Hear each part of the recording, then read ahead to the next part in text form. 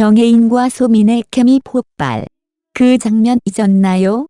배우 정혜인이 최근 한 인터뷰에서 프로포즈 씬에 대해 언급하며 드라마 팬들의 뜨거운 반응을 불러일으켰습니다.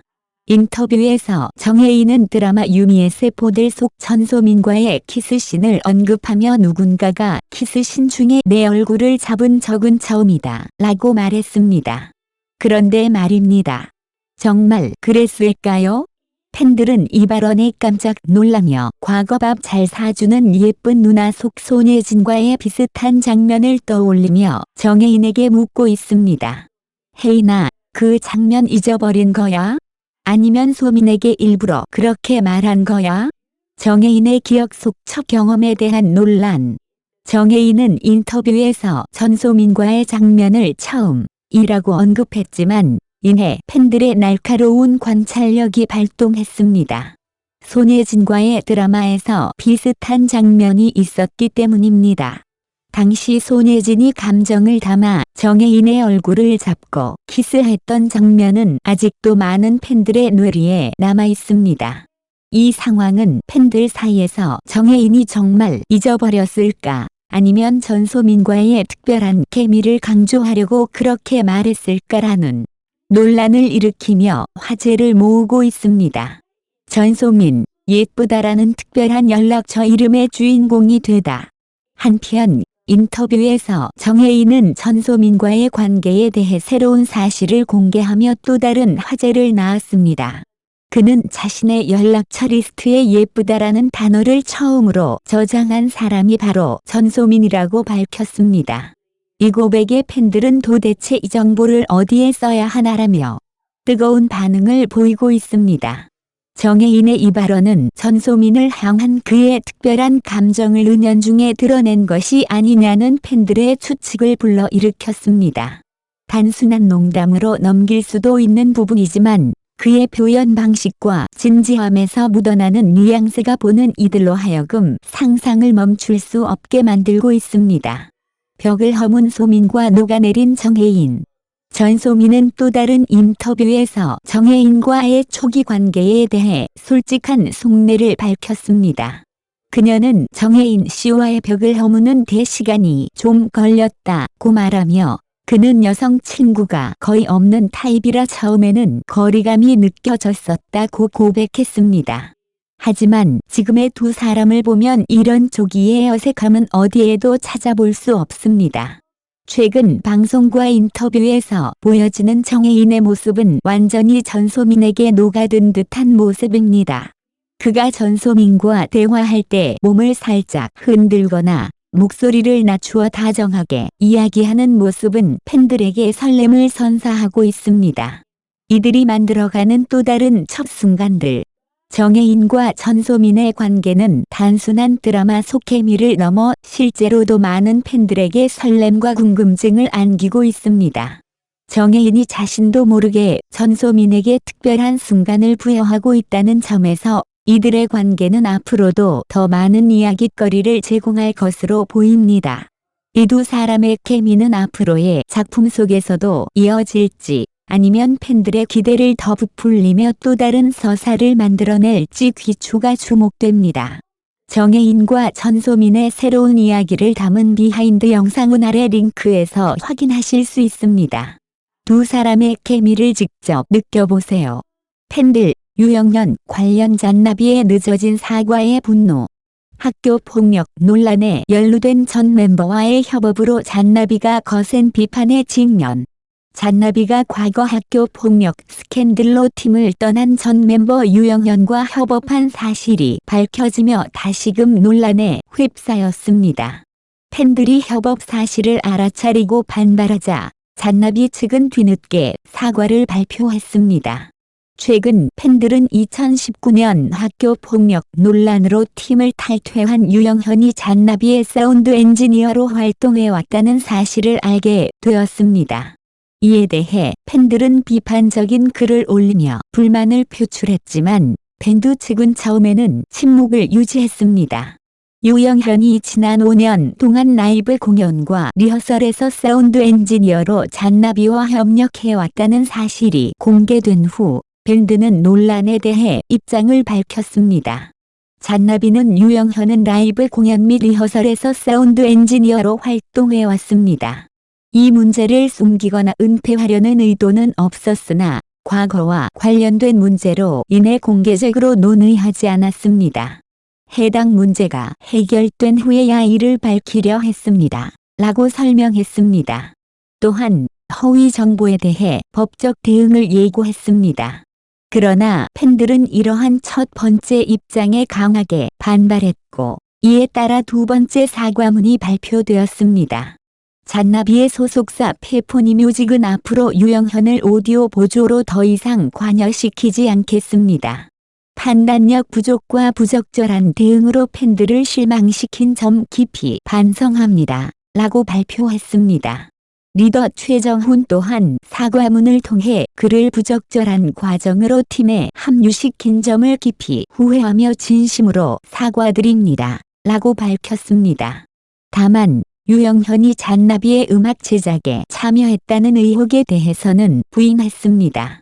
하지만 이후 잔나비가 공식 팬카페에서 비판적인 글을 작성한 일부 팬들을 강퇴시킨 사실이 드러나면서 팬들의 실망은 더욱 커졌습니다. 이 조치로 인해 밴드에 대한 반발이 더욱 심화되었습니다. 2019년 유영현은 학교 폭력 의혹을 인정하며 밴드를 탈퇴한 바 있습니다. 당시 잔나비는 유영현이 자신의 잘못을 인정하고 깊이 반성하고 있습니다. 그는 잔나비에서 탈퇴하고 책임을 지며 자기 성찰의 시간을 갖기로 했습니다. 이 사건에 대해 진심으로 사과드립니다. 라고 전했습니다. 그러나 이번에 유영현이 밴드와 비공식적으로 계속 협력해왔다는 사실과 잔나비 측의 늦은 사과, 부적절한 대응이 드러나며 팬들은 실망과 분노를 표출하고 있습니다. 현재 잔나비는 커져가는 비판과 의심 속에서 어려운 상황에 처해 있습니다. 잔나비와 유영현 협업 논란에 대한 팬들의 반응, 무엇이 문제인가? 잔나비의 유영현과의 협업 논란은 단순한 밴드 내부 문제를 넘어 팬들과 대중의 신뢰를 흔들고 있다. 학교 폭력이라는 민감한 사회적 이슈와 관련된 인물과의 협업 사실이 밝혀지며 밴드는 깊은 비판에 직면하게 되었다. 이번 사태를 둘러싼 팬들의 분노, 잔나비 측의 대응 방식, 그리고 이로 인해 드러난 문제점을 분석해보자. 팬들의 분노, 신뢰의 배신감. 팬들이 가장 크게 분노하는 이유는 잔나비의 행동이 팬들의 신뢰를 저버렸기 때문이다.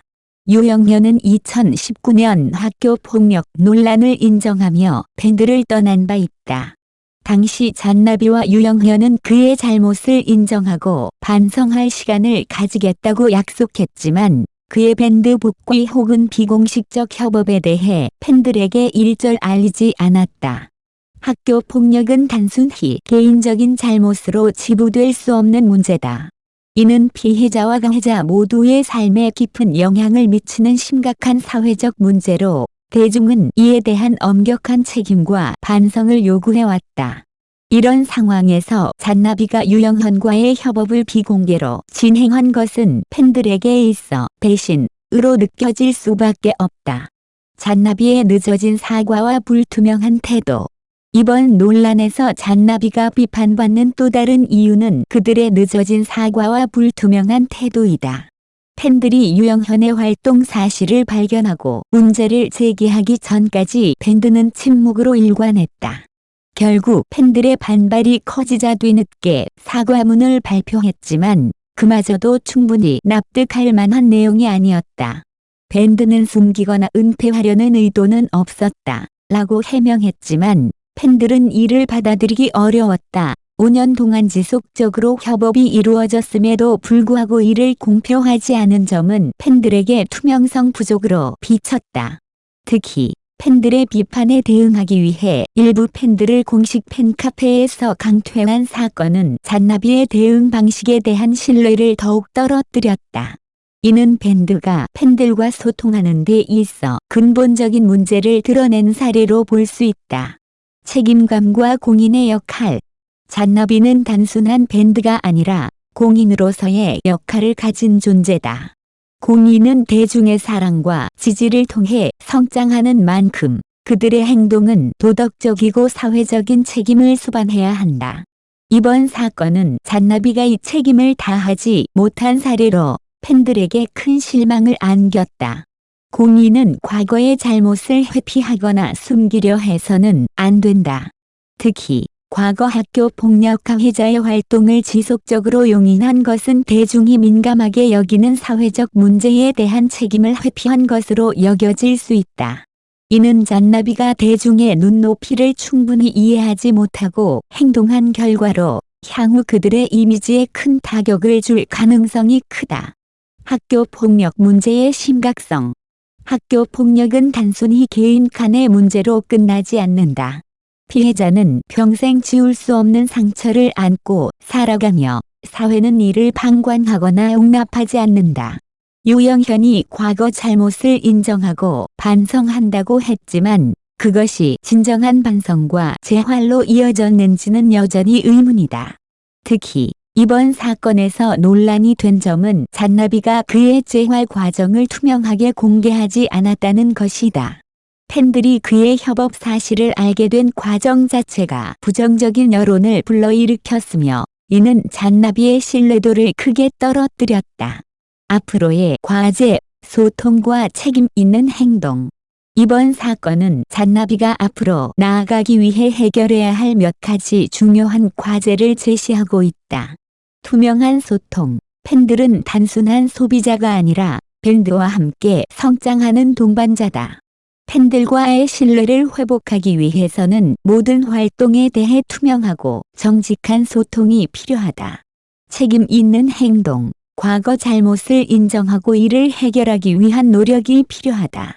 이는 단순히 사과문을 발표하는 것을 넘어 구체적인 행동 계획과 실행으로 이어져야 한다. 팬 의견 수용. 팬들의 비판적인 의견을 억압하거나 무시하는 대신 이를 수용하고 개선하는 태도가 필요하다. 이는 밴드가 더욱 성장할 수 있는 밑거름이 될 것이다. 결론. 신뢰 회복은 시간과 노력의 문제. 잔나비는 이번 사건을 계기로 그들의 행동과 태도를 다시 한번 돌아볼 필요가 있다. 신뢰를 잃는 것은 한순간이지만 이를 회복하는 데는 오랜 시간과 노력이 필요하다. 밴드는 팬들과 대중의 비판을 겸허히 받아들이고 앞으로 더욱 성숙하고 책임 있는 모습을 보여야 할 것이다. 이번 사건은 잔나비뿐만 아니라 다른 공인들에게도 중요한 교훈을 남긴다. 대중의 신뢰를 기반으로 활동하는 모든 공인은 그들의 행동이 얼마나 중요한 영향을 미칠 수 있는지를 항상 인식하고 있어야 한다. 잔나비가 이 교훈을 통해 더욱 성숙한 밴드로 거듭나기를 기대한다.